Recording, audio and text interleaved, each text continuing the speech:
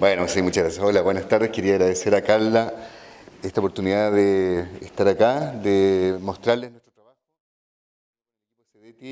Víctor, me acompañan Victoria Espinosa y Diego Ursúa.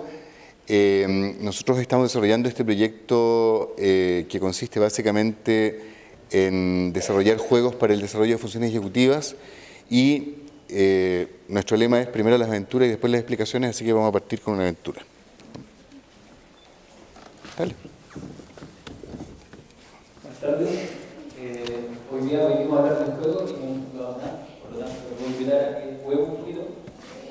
¿Ya? Es muy sencillo, me gustaría jugar más rápido con ustedes, pero vamos a empezar haciendo un juego de scout que es bien tradicional. Cuando yo lance el pañuelo y el pañuelo esté en el aire, ustedes tienen que hacer el mayor ruido que puedan. Pueden saltar, aplaudir.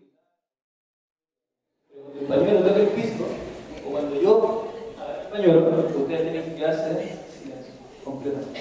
Vamos si pueden hacer.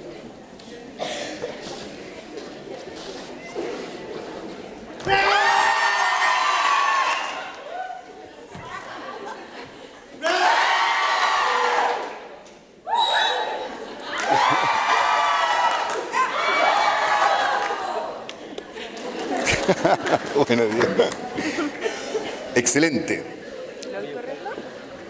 ¿A dónde está el...? Allá, préstame ese. Excelente. Bueno, nosotros estamos hablando de funciones ejecutivas. ¿Qué son las funciones ejecutivas? Las funciones ejecutivas son esencialmente el control consciente del pensamiento y de la acción. Ya se ha visto que estas funciones tienen son tremendamente predictivos y predictores del éxito académico, y por eso es que han acaparado la atención de investigadores en los últimos 10 años, pero muy particularmente en los últimos 5. Se distingue clásicamente las funciones ejecutivas como siendo una tríada de funciones, que son la memoria de trabajo, la flexibilidad cognitiva y la inhibición cognitiva. ¿Ya? Y de esas se desprenden básicamente el razonamiento, la resolución de problemas, la planificación y la creatividad, que son habilidades que surgen posteriores en el desarrollo. Las funciones ejecutivas se adquieren muy temprano en el desarrollo y son parte de lo que se conocía antiguamente como la madurez escolar. O sea, se supone que un niño a los 7 años ya tiene que tener suficiente amplitud de memoria de trabajo, suficiente capacidad inhibitoria y suficiente flexibilidad como para poder ser apropiadamente escolarizado. La inhibición cognitiva es la capacidad de suspender ya sea una acción o un pensamiento.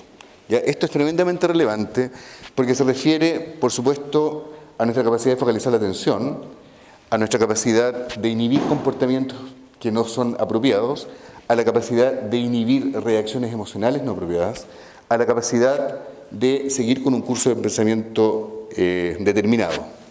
Entonces, estamos hablando de que la inhibición se refiere tanto a disposiciones internas como a control del entorno. Ya nosotros sabemos que un niño que no inhibe en sala de clases puede ser un desastre. Y por eso es que esa parte de la función ejecutiva es muy importante. La segunda... Vamos. Ahora vamos a hacer un juego, ¿ya? Un juego cortito.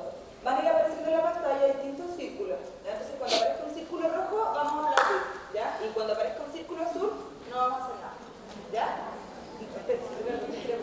Sí, está claro, ¿no?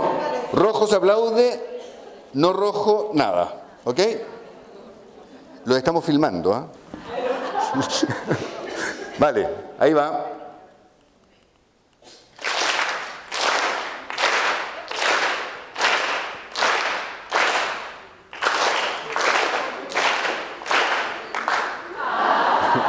Ven, ustedes lo hacen bastante bien en inhibición, ¿ya? Esa es esencialmente la inhibición, ¿ya? Bueno, la working memory o memoria de trabajo es una capacidad que se aprende también en el desarrollo.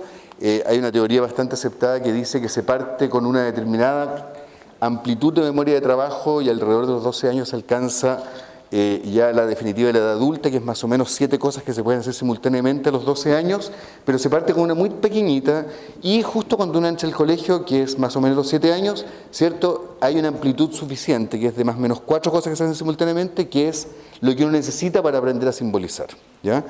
La memoria de trabajo también vamos a verla con un juego, ¿ya? Aquí el juego, dale Vicky. Ya, lo que tienen que hacer es mirar bien en la pantalla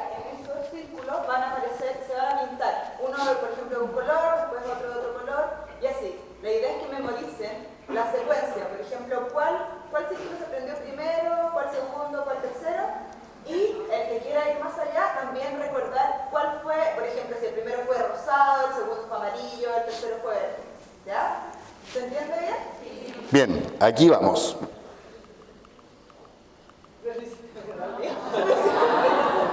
Voy a hacerlo de nuevo. Ya, voy a hacerlo de nuevo. Ahí vamos, lo voy a hacer más lento.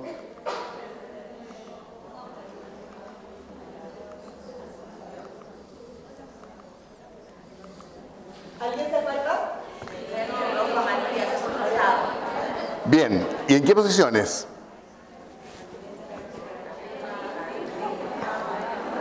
Lo hacen. Bueno, esa tarea requiere una amplitud de memoria de trabajo que solo la puede hacer un adulto, ¿ya? Porque son dos tareas simultáneas con una amplitud de 6. ¿Ya? Eso es muy difícil, ¿ya? Para que ustedes lo sepan, o sea, un niño es incapaz de hacer eso por ningún lado, ¿ya? La flexibilidad cognitiva es la capacidad que se adquiere de obtener resultados diferentes, de seguir caminos diferentes para obtener los mismos resultados. ¿Ya? Es la capacidad de adaptarse, por lo tanto, a demandas novedosas del entorno que requieran nuestra respuesta. Por ejemplo, es la capacidad de entender que una multiplicación puede ser resuelta de distintas maneras, ya según la escuela a la que uno atienda, pero que esas maneras en realidad no afectan en nada al resultado. Y es la capacidad de entender eso y asumirlo, ¿ya? Vamos a hacer un ejemplo de esto. Y ahora vamos a hacer un juego. Tenemos estas caritas, ¿ya? Lo primero que vamos a hacer es ir diciendo, partiendo desde allá hacia este lado, diciendo la expresión que tienen. Por ejemplo, triste, feliz, enojado, feliz, feliz, feliz, feliz, triste, enojado, enojado. O sea, triste, ¿ya? Lo vamos a decir todos juntos, lo más rápido que podamos, ¿ya? Hasta terminar con la última. Son tres nomás, o sea, no busquen intermediamente, o sea, o triste, enojado o feliz, ¿ya? 1, 2, 3. Triste, feliz, enojado, triste, feliz, feliz, feliz, feliz,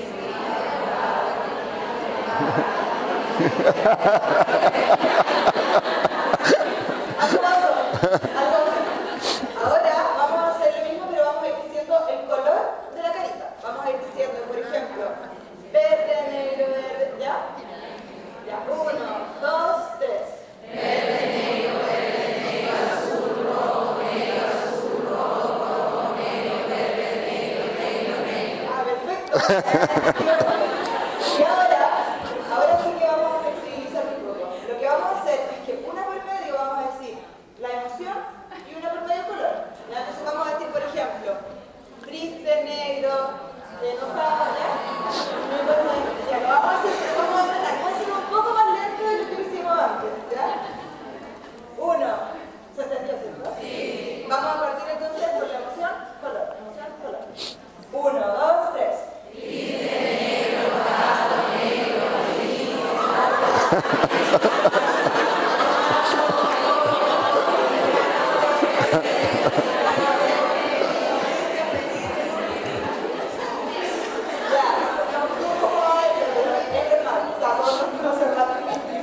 pero eso es parte de como cambiar las reglas. Hacemos algo en la sala de clase y cambiamos la regla para flexibilizar la estructura que habíamos formado al principio.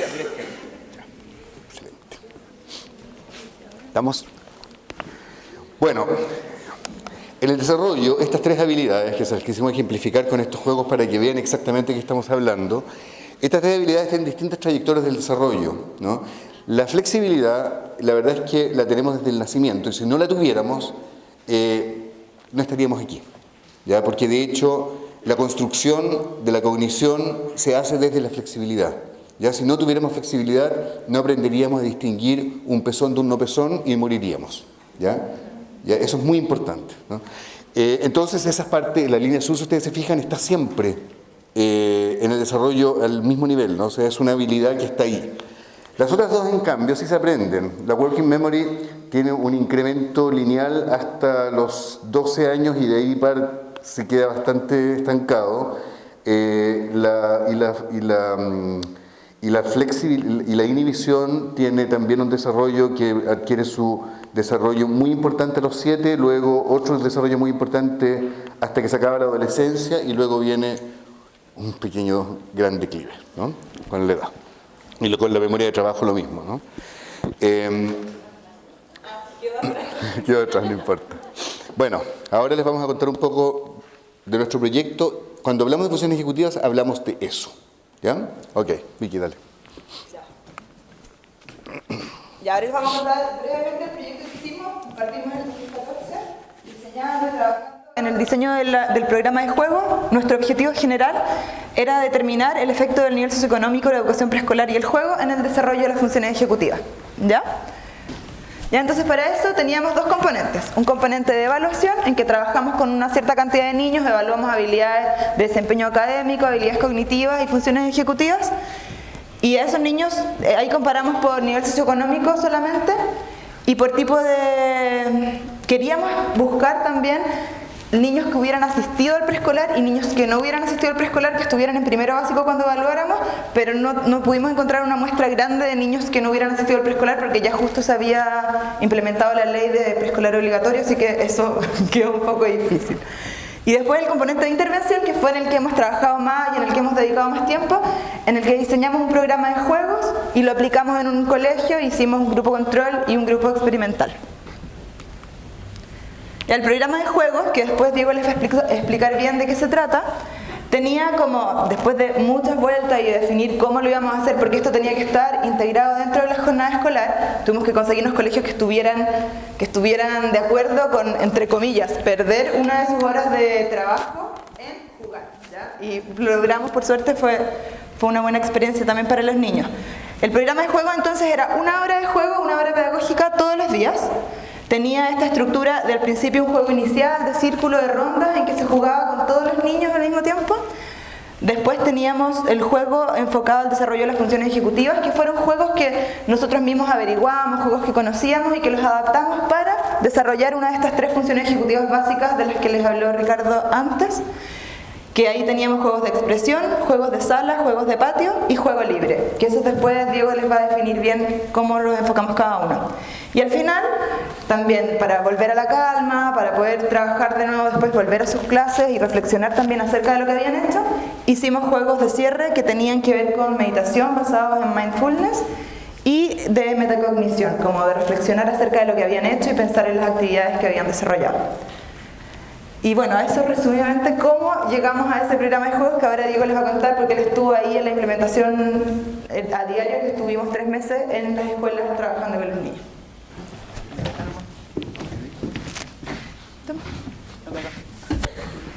Buenas tardes otra vez. ¿Se escucha? Sí. Yo primero quiero mostrarles este esquema que es bastante impactante cuando presentamos sobre el juego en la escuela. Yo les pregunto a los profesores casi siempre, profesora, ¿cuál es la importancia del juego? Si creen que el juego tiene alguna relación con el aprendizaje, y muy poca gente no levanta la mano. Casi todos piensan que hay una relación íntima entre estos dos conceptos. Sin embargo, cuando vemos cómo está organizada la estructura escolar en Chile, al menos, nos damos cuenta que el recreo, que es donde tiene lugar el juego en general, está totalmente separada de la instancia de trabajo, o la instancia donde se hacen las asignaturas. Entonces tenemos por una parte una convicción, una creencia. Es muy poco probable escuchar ya a profesores que no crean en el juego, pero la estructura del sistema algo nos está diciendo también. En inglés es un poquito más interesante porque en vez de recreo hablamos de break. Y como dijo Patricia, el juego tiene harto de romper. Tiene mucho de romper un orden y establecer un orden nuevo. Podría hablarles ideológicamente del juego, que es lo que me apasiona, pero voy a contarles un poquito más del programa en concreto. Cada día nosotros llegábamos a la escuela como interventores externos, que hicimos alguna especie de inserción involucrando a las profesoras en etapas del diseño del proyecto, ¿ya? El equipo estaba conformado por una educadora de párvulos y por mí, que soy psicólogo, entonces queríamos hacer una dupla bien interdisciplinaria desde el diseño.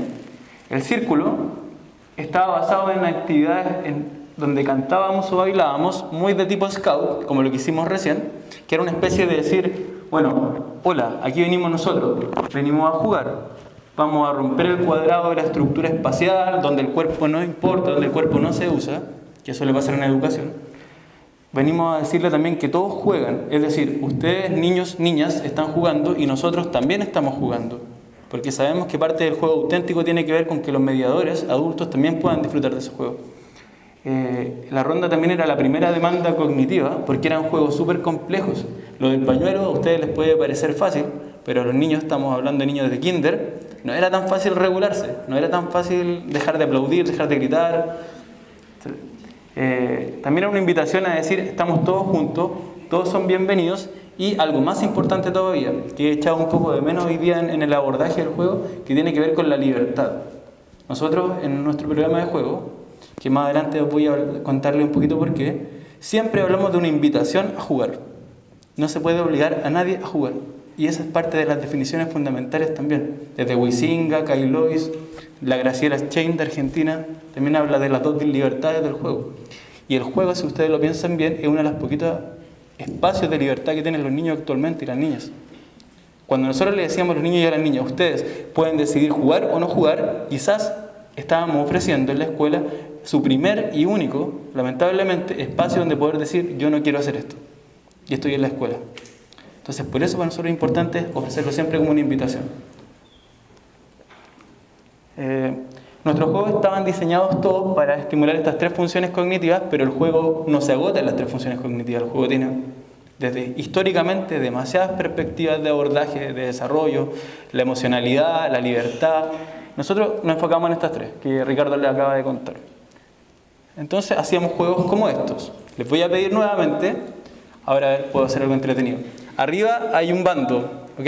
La gente que está ahí arriba va a ser un equipo y la gente que está acá abajo va a ser el segundo equipo. ¿Qué es lo que tenemos que hacer en este juego? Vamos a hacer una competencia o una guerra de ritmos. Vamos a ver si son capaces de seguir los ritmos que voy a hacer yo. Entonces vamos a empezar con los de arriba. Cuando los de arriba están haciendo el ritmo, los de abajo tienen que estar esperando. Y cuando los de abajo hagan el ritmo, los de arriba tienen que estar esperando, ¿ok? Voy a empezar con los de arriba. Uy. Este es el ritmo para los de arriba.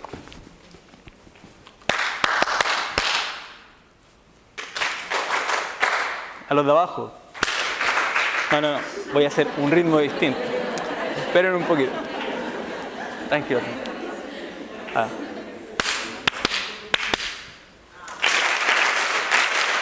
Arriba.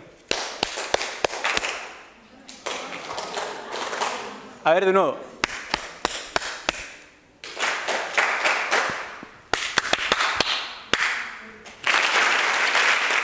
¿Ya? Un poquito más difícil. Vamos a usar los pies también. ¿Ya?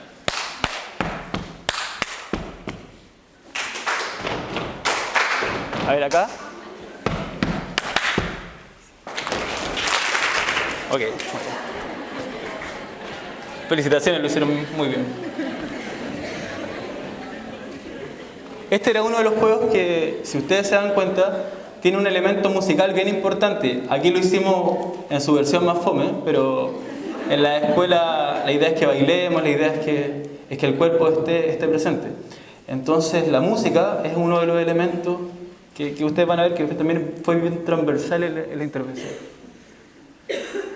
Entonces, nosotros hicimos una especie de tipificación de los juegos, pero no desde los dogmatismos. No hablamos tanto de los juegos simbólicos, juegos de construcción, aunque sí los vamos a abordar.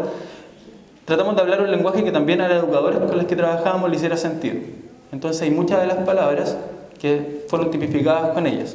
Los juegos de expresión, que tenían lugar los días miércoles, eran juegos donde las palabras dejaban un poco de existir. Esto no implica que no se podía hablar, pero que tratábamos de representar cosas con el cuerpo, de significar cosas con el cuerpo.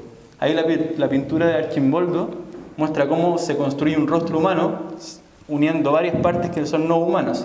Es decir, podemos significar el cuerpo de una manera diferente. Y eso es lo que tratábamos de hacer.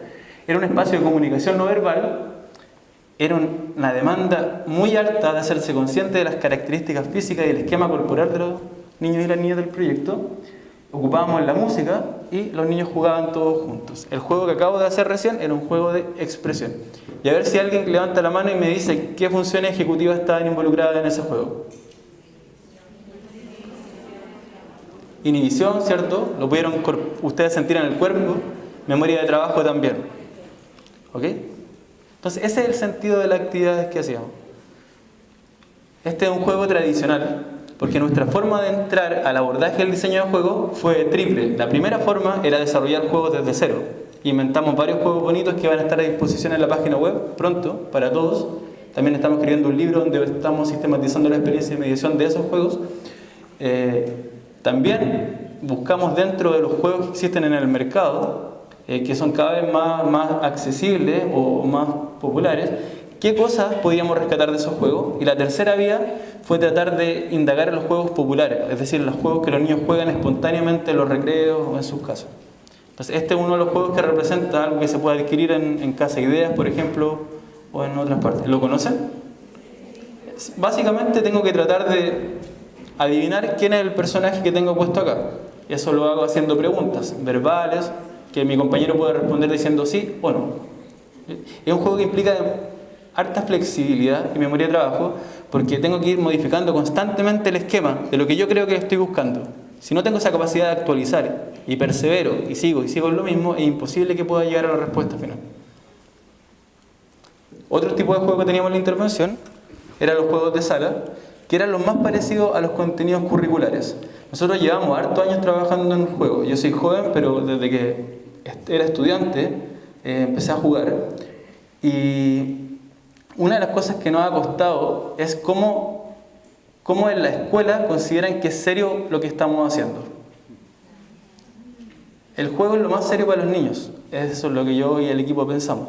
El juego tiene un componente profundo, ritualístico, como dijeron las primeras palabras. Sin embargo, algo pasa que al momento en que empezamos a jugar, cuesta ver qué es lo que está pasando, cuesta ver la profundidad de lo que se está haciendo. Entonces, al final de esta presentación, yo les voy a mostrar una ficha que sistematiza un poco, también en un lenguaje más estándar, qué es todo lo que implica el juego que estamos haciendo. Es una ficha súper compleja.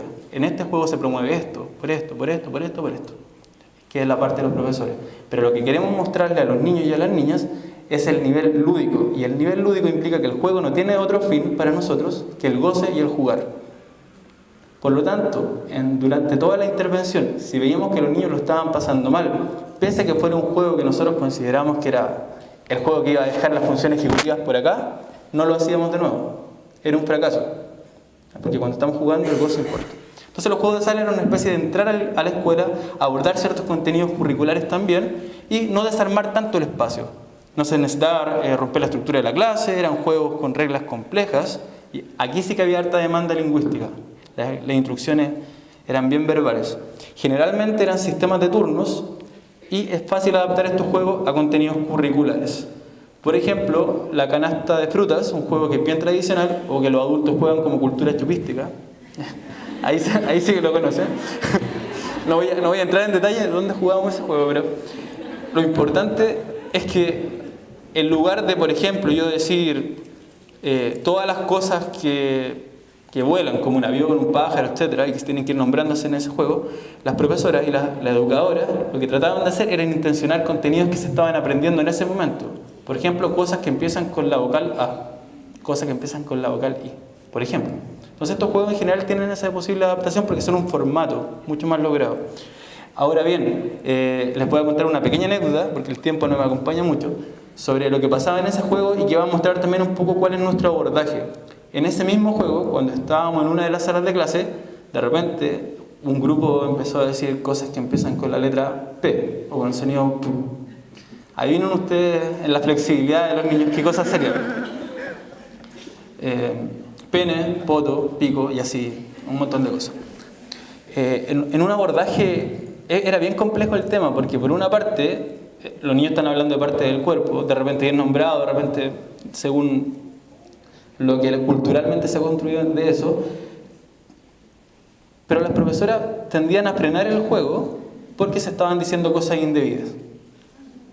Y nosotros tratábamos de mostrarles, con mucho respeto también, porque estábamos siempre en la sala de clase y nosotros estábamos desde afuera, que estaban operando procesos de flexibilidad, efectivamente, que había una operación cognitiva súper alta en eso, y si lo coartábamos era probable que no volviera a pasar, de que se cortara esa espontaneidad que hacía que el niño funcionara mejor. Vygotsky habla una frase bien bonita que dice que cuando juega el niño está una cabeza más alta de su desarrollo normal. Pero para que eso pase, el juego tiene que ser un juego, tiene que estar en este engagement que llaman los gringos el flow o el compromiso. Y ese compromiso se suele cortar con ciertas intervenciones que cortan la espontaneidad. Voy a seguir. Acá les traía un juego un poquito más rupturista. No lo voy a hacer, no porque no me atreva, sino que porque tengo pocos recursos materiales, pero se los voy a mostrar. Esta es la guerra de pelota, era uno de los juegos preferidos de los niños y las niñas de la escuela, de las dos escuelas en las que jugamos. Hay pelotas enojadas, hay pelotas tristes y pelotas felices, hay pelotas azules. Distribuíamos un campo de juego lleno de pelotas. Imagínense el caos que implicaba eso inicialmente. Niños de kinder encontrándose con esas pelotas fuera de su sala. Era un despelote, literalmente. Entonces, cuando el juego consistía en que la cancha se dividía en dos y habían dos bandos rivales. El bando rival, o sea, yo lo que tenía que hacer para competir con el bando rival era lanzar solamente las pelotas tristes, enojadas o felices según dispusiéramos en ese día. Por ejemplo, la pura enojada. Entonces yo tenía que tirar la enojada y no tirar las contentas o las tristes. Entonces lo que pasaba es que los niños estaban un poco desesperados, tratando de encontrar, tenían que mirar la pelota primero y después ejecutar la acción. Eso era una demanda de inhibición cognitiva o conductual súper alta. Y era el juego que más les gustaba a ellos. Y si ustedes fueran a ver este juego, jamás se imaginan que detrás de ello hay una intención pedagógica. Jamás. Ni los niños ni ustedes. Porque hay una imagen perfecta de lo que suele ser un juego bien espontáneo. Un juego bien turbulento. Aprovecho para rescatar algo chiquitito también y que me gusta harto, que aborda Graciela Chains, que es una autora argentina que habla sobre el juego, que jugó también muchos años, y ella hace una distinción bien bonita entre los rivales y los enemigos. No sé si la conocen, pero esto es bien interesante porque los profesores y profesoras suelen decirme, pucha, pero es que los juegos de competencia, ¿por qué no? Claro, en los juegos de competencia, cuando plantamos rivales, rival tiene una raíz etimológica que viene de la palabra ribera. ¿Ya? Y se solía denominar así a dos pueblos que compartían dos riberas del mismo río. Los rivales necesitan respetarse uno a otro. Los rivales implican un vínculo de cariño. Y si ustedes, por ejemplo, están observando un juego turbulento, un juego donde los niños se abrazan, se tiran al piso y todo, también lo invito a indagar bien lo que pasa ahí. Porque muchas veces solemos tildar eso como una lucha, una pelea, pero si vamos más al fondo nos damos cuenta que suele pasar entre niños que se tienen una cercanía. Y es el primer contacto físico que están teniendo también. La guerra de pelotas es un juego de patio. Eran los juegos que más le gustaron a nuestros participantes. Implicaban harto desempeño físico. Las reglas invitaban a moverse constantemente. Se requería la formación de distintas estrategias y mucha organización entre pares. Y el último día, el día viernes, hacíamos un juego libre, entre comillas, es un juego de rincones, que también lo abordaron acá y es bien usado en varias metodologías de juego. Hicimos 5 esquinas temáticas, que se las voy a presentar ahora. El icono de pirata tiene que ver justamente con eso, ¿ya? ¿Por qué tiene que ver con esto? Porque este tipo de juegos era un quiebre incluso dentro de los otros juegos. Porque nosotros nos empezamos a dar cuenta de algo que la literatura también se ha dado cuenta actualmente. El juego se instrumentaliza demasiado a veces y cuando eso pasa, deja de ser juego. Cuando el juego es demasiado dirigido y no permite que los niños construyan la autorregulación, la elección desde ellos mismos, desde la exploración de las reglas, lo que estamos haciendo es nosotros dirigir. Nosotros nunca dar un espacio de autonomía para que aprendan a usar esa autonomía o ese espacio vacío. Entonces, en este tipo de juego, pese a que eran juegos también, los niños se dan cuenta que hay una naturaleza muy distinta, porque ellos podían escoger qué juegos jugar.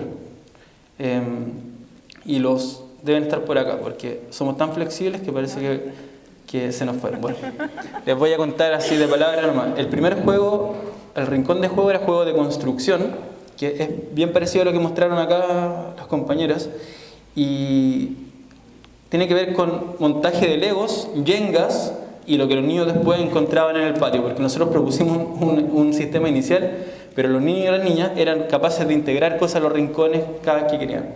El segundo rincón era el rincón de representación, que no era un juego dramático, pero sí era un juego con miniaturas, ¿ya?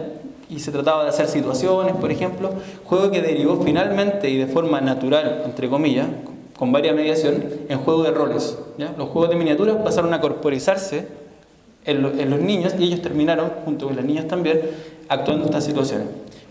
El tercer rincón era el de los juegos de mesa, donde llevábamos los juegos que hacíamos en la sala, los poníamos acá. Entonces los niños podían jugar solos después de que nosotros habíamos hecho la mediación. El cuarto rincón era de cuentos, que era bien interesante porque buscamos un set de cuentos que fueran juegos. No todos los juegos, o sea, no todos los cuentos en estructura material, gramatical, son juegos. Nosotros encontramos un set bien interesante. Entonces son juegos, son libros que juegan a flexibilizar mucho con sus palabras, con la tapa, con que un mismo elemento significa dos cosas en dos momentos distintos, etc. Y el último rincón es el rincón de arte, donde lo más rescatable es el proceso que pasó cuando los niños se encontraban con la hoja en blanco. Porque algo que nos llamó mucho la atención es que causaba mucha angustia, bueno, los psicólogos saben eso desde la clínica, pero nos llamó particularmente la atención de que no les acomodaba poder ser libres completamente de hacer lo que querían hacer. Y estaban esperando constantemente en la guía del profesor, profesora o nuestra. Conforme pasó el tiempo y conforme fuimos mediando, muy desde dejarle el espacio a ellos también, esta ansiedad empezó a desaparecer. Entonces hubo un proceso también de poder apropiarse de esa libertad, de poder decir cuando soy libre no pasa nada malo. Y para terminar, estaban los juegos de cierre, que estos tenían lugar todos los días, estaban basados en mindfulness, en metacognición y en conciencia del cuerpo. Les voy a hacer un juego chiquitito, ya para ir cerrando. Ojalá participen y acuérdense que son libres de participar o no participar, eso es importante. Vamos a imaginarnos entonces que somos una especie de robot, ¿ya? Pero no somos, es como Pinocho esto, pero un Pinocho invertido, ¿ya? Somos seres humanos, o espero que todos sean seres humanos, y vamos a transformarnos en un muñeco de madera o un muñeco de metal. Entonces para eso les voy a pedir que vayan apretando las partes del cuerpo que yo les voy diciendo. Empecemos apretando los dedos de los pies. Apriétenlo lo más que puedan. El empeine vayan apretando junto con los dedos. Las pantorrillas, las canillas, las rodillas, los muslos, el poto, las caderas, los brazos, los puños, los dientes, los ojos. Manténganse y suelten. Ya. Este era un juego de cierre y lo bueno de jugarlo es que no es necesario especificar en la sensación corporal que implica. Ustedes se dieron cuenta lo que implica apretar y soltar, la sensación de bienestar. Ocupamos estos juegos de cierre también para que los niños se hicieran conscientes de ciertas partes del cuerpo y tras esto hacíamos una especie de reflexión metacognitiva de pensar qué es lo que habíamos hecho en la jornada. Eso es todo. ¿Me están apurando ya? ¿Podría seguir? Y lo último, acá, es mostrarles la ficha de juegos que es la que elaboramos. Por cada uno de los juegos que diseñamos en el programa, hicimos una de estas fichas. O sea, ustedes pueden ver que hay harto trabajo detrás de eso, ¿ya? La ficha tiene un nombre, que es el nombre del juego, que es muy importante, porque cuando los niños se acuerdan de los juegos, en general suelen usar los nombres y asociarlos. Los últimos días eran guerra de pelota, búsqueda del tesoro. Es importante que el nombre tenga una pregnancia. El objetivo, que en este caso, si ustedes son bien despiertos, se dan cuenta que está malo. Es un mal objetivo puesto acá. Porque el objetivo tiene que ver con el objetivo del juego para el niño, para el jugador. Cuando ustedes juegan fútbol, el objetivo no es patear la pelota esquivando a los rivales. Es quizás hacer un gol, ¿cierto? O cuando están jugando al naipe o a la rayuela. Los profesores y psicólogos solemos confundir esos dos conceptos. Entonces nosotros lo que proponemos en la ficha es que haya una función ejecutiva donde los docentes puedan ser capaces de decir, con este juego quiero estimular, quiero promover esto, pero el objetivo del juego tiene que ser del juego como tal. Hay una descripción después con las instrucciones, que son las reglas, hay unas variantes para complejizar el juego cuando los niños lo dominan, el rol del mediador sugerido, la idea de andamiaje, que es cómo podemos sacarle mejor provecho a esto según mis características como mediador, y los aspectos más estructurales como los materiales, los jugadores, las disposiciones y los tips que solamente hemos desarrollado tras jugarlo. ¿Ya? Estas fichas tienen el valor agregado de que no son las mismas fichas que planteamos inicialmente antes de jugar. Estas fichas rescatan la experiencia ya vivida después de varias veces. Ya estas van a estar puestas a disposición por si las quieren ver y quieren aprender de nuestros juegos.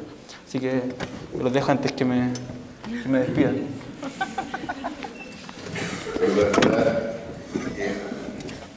Solo para cerrar, porque ya nos pasamos un poquito de tiempo, así que no voy a terminar con los resultados, que les advierto que no son los más difíciles que hubiéramos querido que fueran. Prepost después de 3 meses y la verdad es que en la primera evaluación no hemos tenido resultados, ahora vamos a hacer la segunda evaluación con un semestre de retraso y esperamos poder contarles esos resultados más adelante. Sí, claramente, bueno, lo que sabemos ya, hay diferencias por nivel socioeconómico, pero eso no vale la pena casi mencionarlo en Chile porque eso es un estándar para cualquier habilidad cognitiva. Como les decía, no observamos diferencias en el pre-post y tampoco encontramos muestra que no hubiera asistido a preescolar. Pero quisiera, para cerrar, tomar un tema que es muy importante y que de la presentación que hace Diego se nota que es un déficit de nuestro lenguaje. Lamentablemente en castellano solo se juega el juego, ya, pero por lo que muestra los tipos de juego que desarrollamos en este proyecto, en los idiomas anglosajones se juega además la música, se juega el teatro, ya, se juega el sexo, se juega todo lo que da placer, se juega. ¿Ya? Se juegan los instrumentos musicales, se juegan, etcétera, ¿no?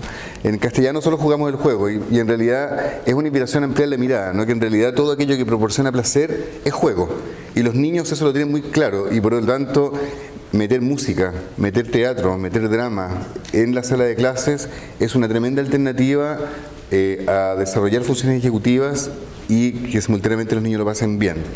Nosotros estamos viendo el vaso medio lleno con nuestros resultados. Nosotros, entre el grupo experimental y control, no tenemos en funciones ejecutivas ninguna diferencia, ya en desarrollo de funciones ejecutivas, lo cual, mirado desde el punto de vista de nuestro programa, es decir, este programa no tiene ningún efecto. Mirado desde el punto de vista de la sala de clases regular es, oye, juega 1 hora a la semana clases y los niños se van a desarrollar exactamente igual. 1 hora al día. O sea, 1 hora al día, perdón, 1 hora al día durante 12 semanas y no va a pasar nada, tus niños no van a perder nada. Al contrario, van a ganar en bienestar socioemocional. Muchas gracias y disculpen que le hayamos pasado un poco.